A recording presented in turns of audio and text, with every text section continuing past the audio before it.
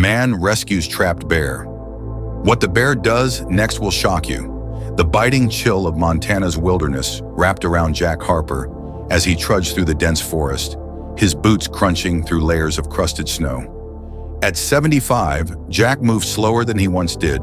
His frame slightly stooped, but his hands remained steady, weathered from decades of woodworking and laboring under open skies. The solitude of the Absaroka Beartooth Wilderness suited him well. It had been his refuge since Margaret, his wife of 45 years, passed away 3 winters ago. Their cabin, nestled between towering pines and overlooking a small icy creek, was a place of quiet reflection. Filled with the scent of sawdust and faint echoes of memories, it was a home he wasn't quite ready to let go of. Jack's days followed a familiar rhythm, chopping wood for the stove, carving intricate patterns into reclaimed timber for furniture, and walking the trails that wove through the forest like veins.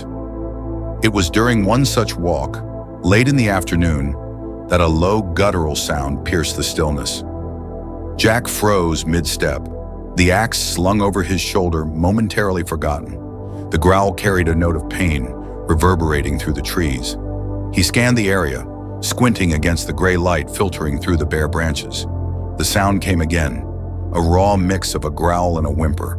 Jack's heart thudded. He knew that sound. He'd spent enough time in these woods to recognize the cry of a bear. Caution tempered his curiosity as he tightened his grip on the axe handle. Moving carefully, Jack followed the sound, his boots leaving deliberate imprints in the snow. The forest, once tranquil, seemed to pulse with tension, the distant calls of crows providing an eerie soundtrack to his search. It wasn't long before he came upon the source, a large black bear lying partially obscured by brush. Her massive frame rose and fell in uneven breaths, dark eyes locking onto him with a mixture of defiance and desperation. Jack's gaze dropped to her front leg, and his stomach clenched. The bear's paw was clamped in the jagged metal teeth of a steel trap, blood seeping into the snow beneath her. She snarled weakly as he approached, her muscles trembling with pain and exhaustion. For a moment, every survival instinct Jack had screamed at him to turn back. Yet something about the bear's vulnerability kept him rooted in place. He had seen injured animals before, elk with broken antlers, foxes limping through the frost. But this was different. There was an intelligence in her eyes, a flicker of understanding that tempered the wild fury he expected. Jack spoke softly, his voice calm despite the knot forming in his chest. "I'm not here to hurt you, girl. Let's figure this out together." The bear growled again, but didn't move to lunge, her strength clearly sapped. Jack took a tentative step closer, keeping his movements deliberate and his voice low. From his satchel, Jack pulled out the small loaf of bread he'd baked that morning. He tore off a piece, tossing it gently toward the bear. She sniffed the offering, her nostrils flaring as hunger momentarily overrode her pain. Jack tossed another piece, then knelt a few feet away, assessing the trap. It was old, rusted, and cruelly efficient, its jagged edges biting deep into her flesh. He swallowed hard, wiping his palms on his coat before gripping a sturdy stick. Using the stick as a lever, he wedged it beneath the trap's release mechanism, his hands trembling as he applied pressure. The trap resisted, groaning under the strain, and Jack's breath came in sharp bursts, visible in the icy air. Finally, with a metallic snap, the trap's jaws released their grip. The bear withdrew her injured paw with a sharp intake of breath, retreating a few steps but not running. Jack stayed crouched, his body taut, waiting for her next move. She stared at him, her dark eyes still watchful but no longer wild. Blood dripped from her paw onto the snow, and Jack resisted the urge to reach for her, knowing it would break the fragile trust forming between them. After a long moment, the bear turned and limped into the trees, her silhouette disappearing into the twilight. Jack exhaled a shaky breath, sinking onto a nearby log, his limbs trembling with the adrenaline of the encounter. As the forest settled back into its familiar rhythm, Jack rose and made his way home. The walk felt longer than usual, each step weighed down by the memory of the bear's eyes and the unspoken connection they'd shared. Back at his cabin, the fire crackled warmly in the hearth, but the heat did little to soothe Jack's restless mind. He replayed the moment over and over, The trap, the bear's growls, the silent understanding that passed between them. Something about it felt significant, though he couldn't yet articulate why. That night, as the wind howled softly against the cabin's wooden walls, Jack lay awake, the bear's eyes lingering in his thoughts like a quiet plea for compassion he hadn't realized he was capable of answering. The days after Jack Harper's encounter with the bear passed in a strange rhythm. The quiet of his cabin, once a comfort, now seemed charged with an expectant energy he couldn't quite explain. He spent his mornings as usual, chopping wood, tending to his small vegetable garden, and working on a rocking chair he had promised to a neighbor last spring. But his thoughts frequently strayed to the forest, to the bear he had freed, and to the way her eyes had seemed to linger on him before she disappeared into the trees. He told himself it was unlikely he would ever see her again, but the memory of her dark, watchful gaze remained vivid, refusing to fade into the ordinary haze of passing days. It was during one of these mornings, as Jack worked on the rocking chair in his workshop, that he heard it, a deep, guttural sound carried faintly on the crisp winter air. He paused, his chisel hovering above the smooth curve of wood, straining to listen. The sound came again, low and resonant, unmistakably a bear's growl. Jack set down his tools, wiping his hands on his flannel shirt as he stepped outside. The sunlight was pale, filtering weakly through the skeletal branches of the pines, and a chill breeze swept through the clearing. Jack scanned the tree line, his pulse quickening when he spotted movement. Emerging cautiously from the shadows was the black bear, her powerful frame limping slightly as she approached. But this time, she wasn't alone. Two smaller shapes flanked her, their movements hesitant and curious. Cubs. Jack blinked, stunned. They were smaller than he would have expected, their fur thick and scruffy, one nearly jet black while the other had a faint brownish tint around its ears and paws. The mother bear paused at the edge of the clearing, her injured paw raised slightly off the ground, her cubs pressing close to her sides. Jack's heart thudded as he took a step forward, his breath misting in the air. The bear growled softly, not a warning, but a sound that seemed more like a statement.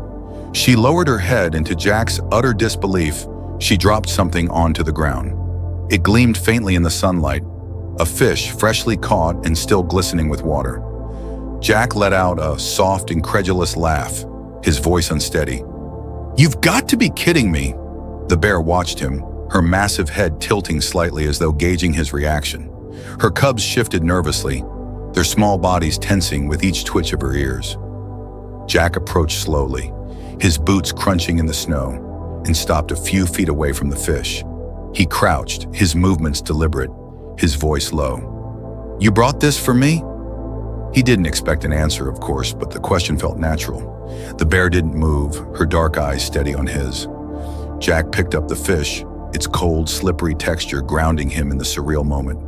He held it up slightly in a gesture of gratitude, then stepped back to allow the bear her space. The cubs, emboldened by his retreat, began to sniff around the clearing, their stubby legs awkwardly navigating the uneven snow. One cub stumbled over a small log, letting out a surprised yelp before scrambling to its feet. Jack chuckled, the sound warm and unbidden, and to his amazement, the mother bear seemed to relax slightly.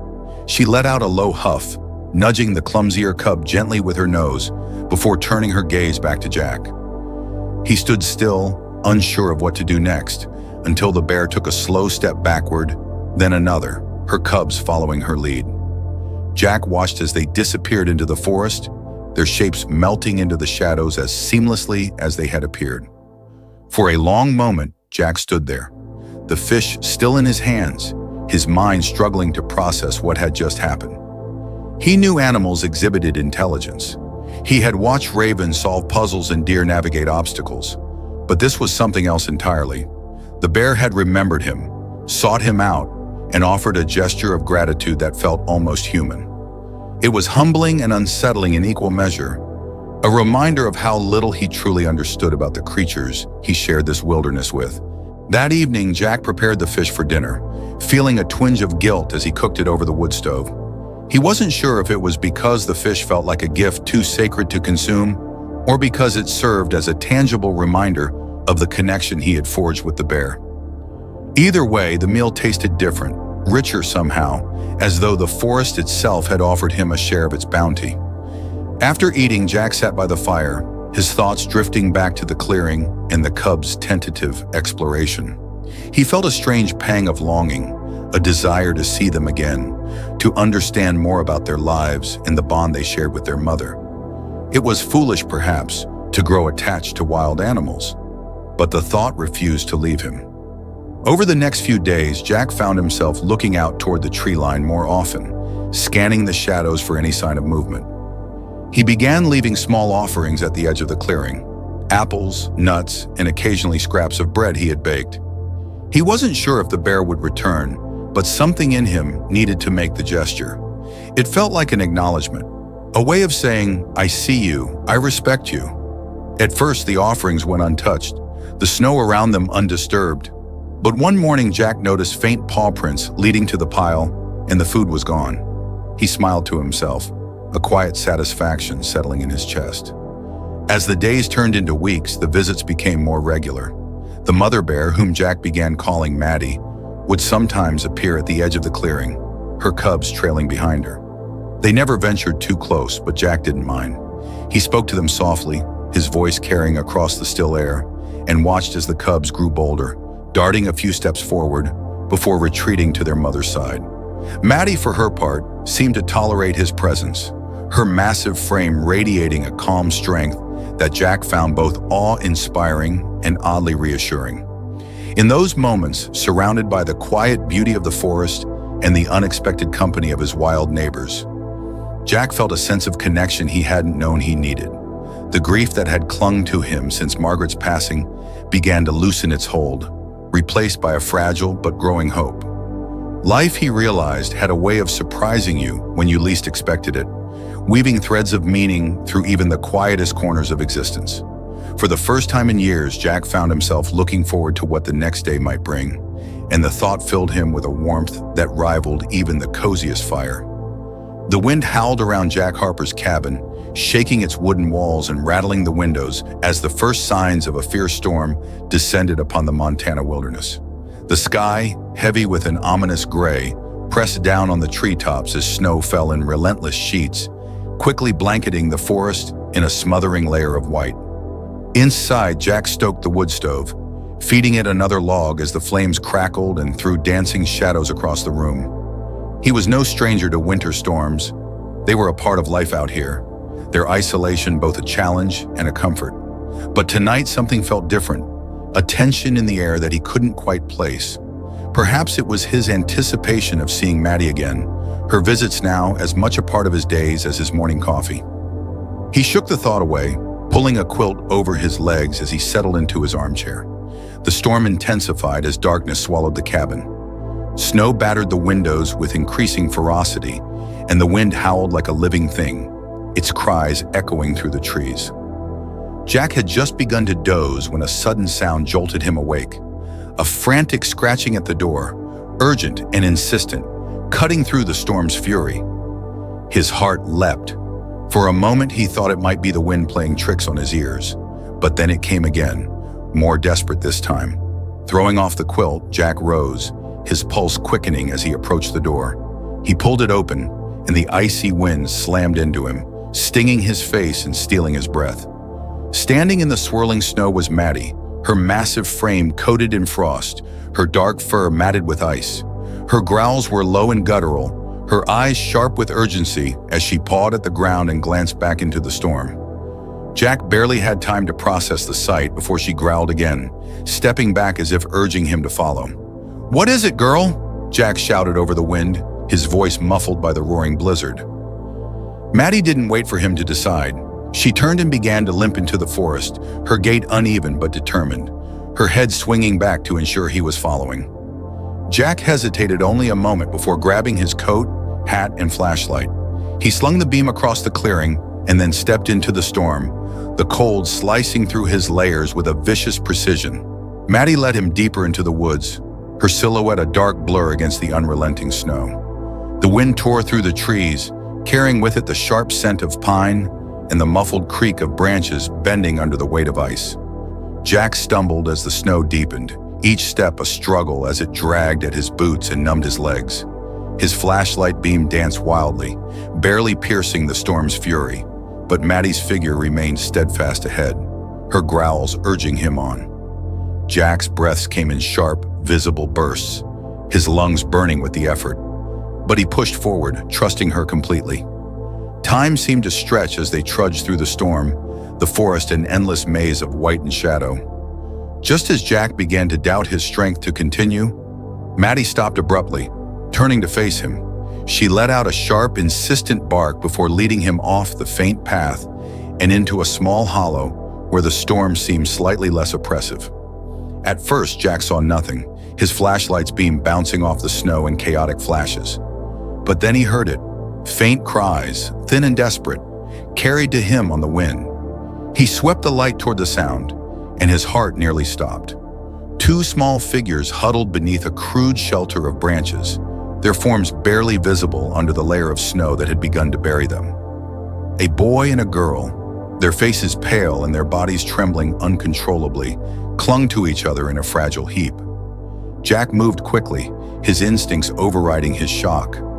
"It's okay," he called out, his voice shaking as he dropped to his knees beside them.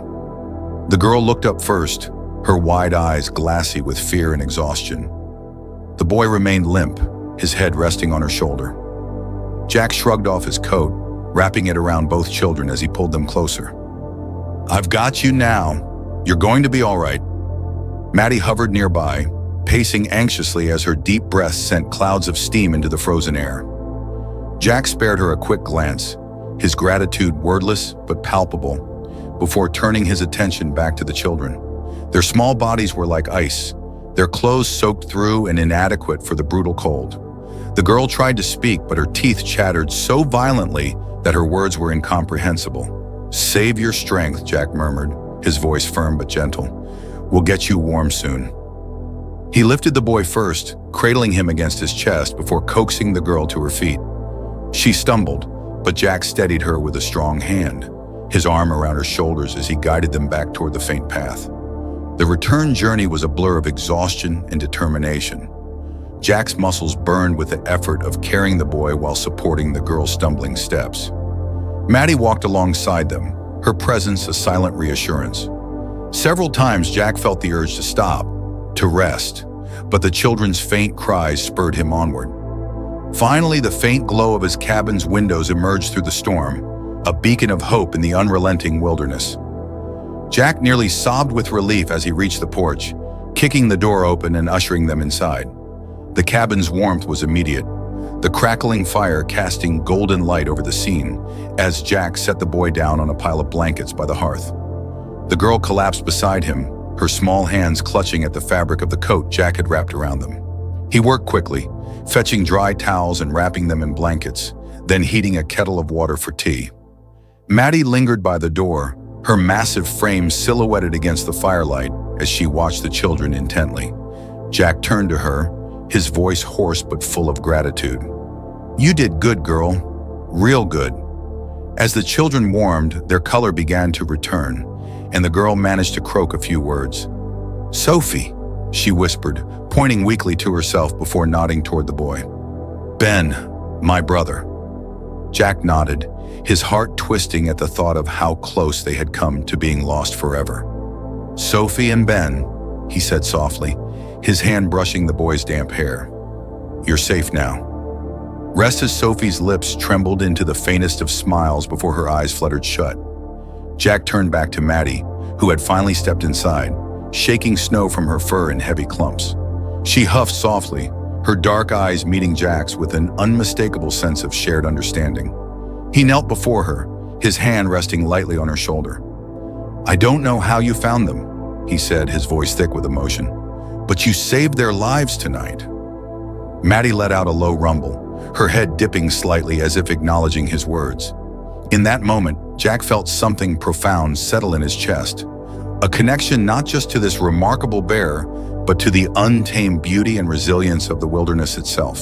The blizzard that had raged through the Montana wilderness was a memory now, leaving a sparkling world of white in its wake. The sun, pale but persistent, hung low over the forest as Jack Harper stood on his cabin's porch, gazing out at the stillness that followed the storm. Inside, the cabin bustled with new life. Sophie and Ben, the children Maddie had led him to during that harrowing night, were bundled in thick quilts near the fire, their laughter finally beginning to replace the shivering silence they had carried when Jack first brought them in. The siblings had warmed quickly, their strength returning with every bowl of broth Jack set before them and every kind word he offered. Their gratitude was as quiet as it was profound, communicated through shy smiles and hesitant nods. Yet it was Maddie, the mother bear, who remained foremost in Jack's mind. She had not lingered long after the storm, retreating to the forest once she was sure the children were safe. Jack hadn't seen her since, but he knew that her absence was temporary. She had a way of appearing when he least expected it, and somehow he felt certain that their bond was unbroken. The news of the rescue spread quickly, carried to the nearest town by a ranger Jack had contacted to reunite the children with their family. Sophie and Ben had wandered from their family's cabin, while their parents were distracted by preparations for the storm. When they didn't return, their parents had alerted the authorities, but the search was called off as the storm worsened. That Maddie had found them in such a vast, unforgiving wilderness and led Jack to their hiding place seemed to many in town like an act of divine providence. For Jack, it was something simpler, yet no less miraculous. A bond formed between two living creatures, an unspoken understanding that transcended the boundaries between man and beast. The townsfolk, intrigued by the story of Maddie's role in the rescue, began to visit Jack's cabin in small groups. Parents brought their children, young faces alight with curiosity and wonder, while older residents listened intently, their weathered features softening as Jack recounted the bear's quiet heroism. Jack was not used to such attention, having spent most of his life in solitude, but he welcomed it. Sharing the story felt like paying tribute to Maddie, a way of ensuring that the depth of her actions was not forgotten. The children in particular seemed enthralled, their imaginations captivated by the idea of a bear who saved lives and returned acts of kindness. "Will she come back?" one small boy asked one day, his voice brimming with hope. Jack smiled, his eyes drifting toward the tree line. "If she does, it'll be on her own terms. She's a wild thing, not ours to hold on to, but she'll always be a part of this place." It wasn't long before the story reached beyond the boundaries of their small community.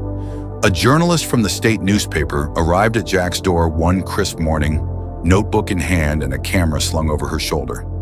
She listened carefully as Jack spoke, her pen flying across the page as he described Maddie's first appearance, the moments of trust that had grown between them, and the blizzard night that had brought them closer than ever. Her article, published a week later, painted a vivid picture of the bond between man and bear, and the story struck a chord with readers. Letters began arriving at Jack's cabin, handwritten notes from strangers who had read about Maddie and been moved by her actions. Some shared their own encounters with wildlife, while others simply wrote to thank Jack for reminding them of the connection humans could have with the natural world. Jack read each letter carefully, his hands trembling slightly at the weight of their words. It was humbling to know that his quiet life, so far removed from the noise of the wider world, had resonated with so many people.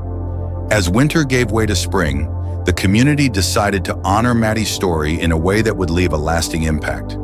A group of residents approached Jack with the idea of hosting a festival, one that would celebrate not only Maddie's heroism, but also the importance of coexistence with wildlife. At first, Jack hesitated. He had never been one for grand gestures or public events, preferring the solitude of his cabin and the steady rhythm of his days. But as he listened to their plans, a gathering that would include educational talks, art displays, and fundraising efforts for local conservation initiatives, he found himself nodding.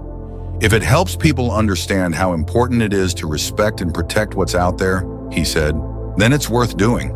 The first annual Mountain Spirit Festival was held in late summer, its name chosen to reflect the awe-inspiring presence of Maddie in the wilderness she called home. The festival was a modest affair by design, held in the town square under strings of lights and colorful banners. Jack was surprised by how many people attended, some traveling from neighboring states to take part. There were stalls selling handmade goods, a small stage for speakers, and a photo exhibit featuring snapshots of Montana's breathtaking landscapes and its diverse wildlife. Jack himself was asked to speak, and though public speaking was far from his comfort zone, he agreed. Standing on the stage, the afternoon sun warm on his face, he gazed out at the crowd and took a deep breath. "When I first saw Maddie," he began, "she was in pain, caught in a trap meant to harm her. I could have walked away, but something stopped me. I think it was her eyes that didn't just see me as a man, but as a part of this world, like she is." What she did that night, leading me to those children, wasn't just an act of instinct. It was an act of connection, a reminder that we're not so different from the creatures we share this land with. We both want to survive, to protect what we love. And if we can remember that, maybe we can learn to live side by side. The applause that followed was overwhelming, but what stayed with Jack most were the conversations he had afterward. Parents approached him with their children, thanking him for inspiring them to teach the next generation about conservation. A young artist presented him with a painting of Maddie and her cubs, their forms rendered in sweeping, vibrant strokes that seemed alive. Jack accepted it with a quiet smile, his heart full in a way it hadn't been in years. As the seasons turned, Maddie's visits became less frequent. Jack assumed her cubs had grown and moved on, venturing into new territories as they began their own lives. Yet he never stopped watching the tree line, hoping for a glimpse of her unmistakable silhouette. On quiet evenings, as the sun set behind the mountains and bathed the cabin in golden light, Jack would sit on his porch, a steaming cup of coffee in hand, and think of her. She had changed his life in ways he could never have imagined, filling the space left by grief with something profound and enduring. When Jack passed away many years later, the community came together to create a lasting tribute, a grove of aspens planted near his cabin, named Harper's Refuge. It became a sanctuary for both people and wildlife, a place where visitors could reflect on the power of kindness and the fragile beauty of the natural world. And though Maddie's footprints had long since faded from the snow, her spirit remained in every rustle of leaves and every whisper of wind, a testament to the bond she had shared with the man who saw her not as a threat, but as a kindred soul.